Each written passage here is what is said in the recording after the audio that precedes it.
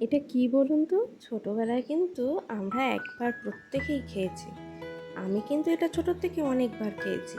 আমার বাপি ছোটোবেলায় এগুলো দিয়ে বড়ি তৈরি করে দিত। আর আজকে এই দেখুন, এটা নিয়ে আসা হয়েছে অনাথের জন্য। গেস করতে পারছেন এটা কি? ও বুঝতে পেরেছে, কারণ ওকে এর আগের দিনও খাওয়ানো হয়েছে, সেই জন্য ও আসতে চাইছে না। মা তো ওকে টেনে ধরে নিয়ে এলো। এরপরে অনেক আদর করে ভালোবেসে বোঝাচ্ছে যে ওটা খেতে হয়, কিছু ওষুধ তো খেলে সবসময় হয় না, ওটাও খেতে হয়।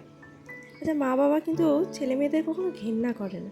আজকে এই আমাদের অনাথকে দেখে অনেকেই কিন্তু অনেক কথা বলে, কিন্তু ছোট থেকে আছে তো, তাই আমার মা কিন্তু ওকে মেয়ের মতনই মানুষ করেছে।